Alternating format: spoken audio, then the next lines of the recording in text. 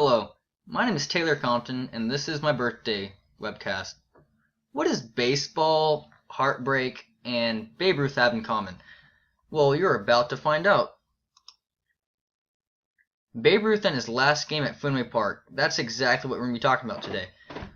It occurred on August 12th, 1934, and as you can conclude from just that, my birthday is August 12th, and we are going to learn a little bit about that day in history.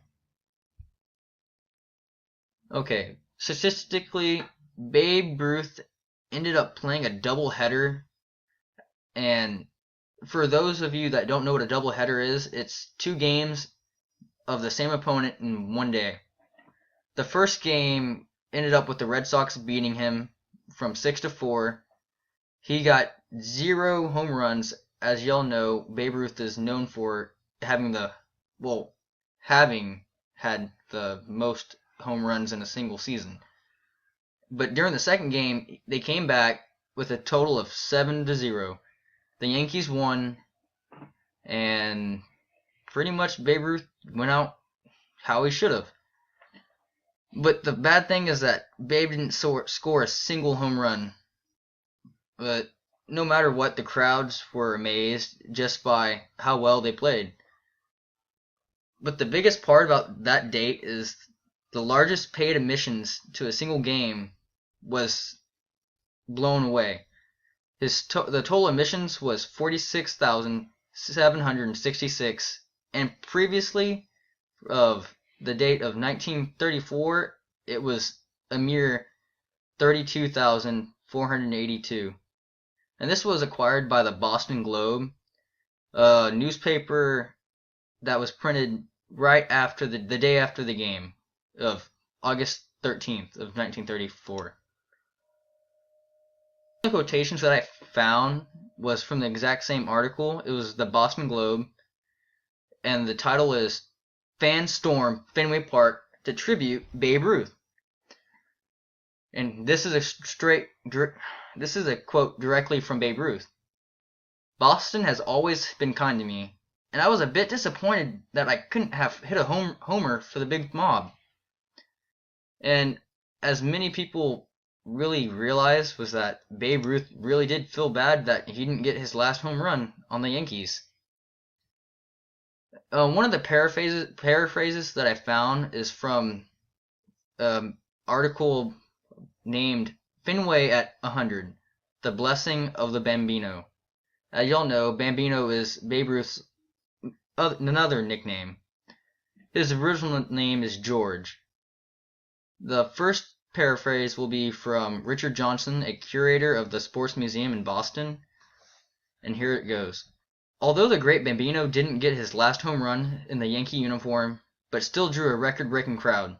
Roughly 60,000 people showed up to view the game, but only 47,000 tickets were purchased.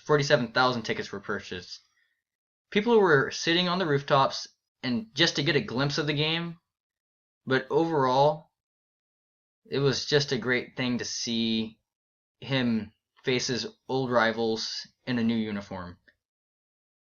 But the second paraphrase is from Seth Livingstone.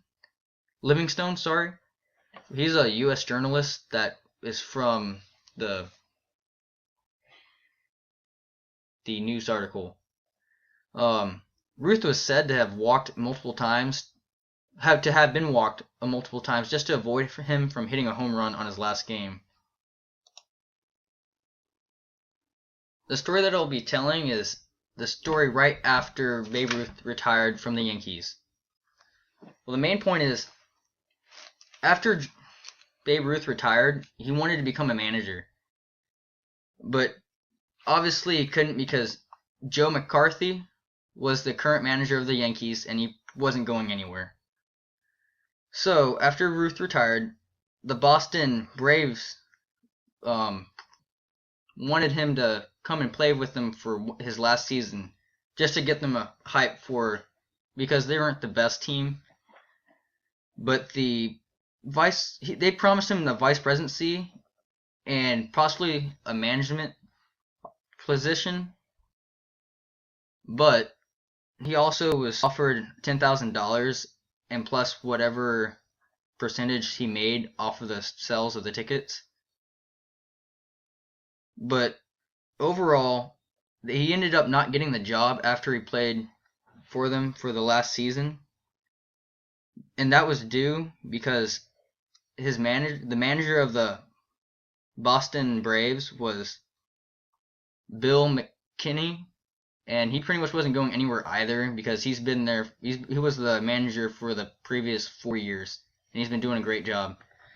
And the most amazing part about this is that he ended up hitting his last 3 home runs on the very last game of his professional career. It was his 712th, 713th, and his 714th home run, all in the same game at Forbes Field. 8 days later, he actually retired, ending his career and then going on tour. Well, this was this webcast of my birthday and how Babe Ruth and Fenway Park were such an amazing event on that day.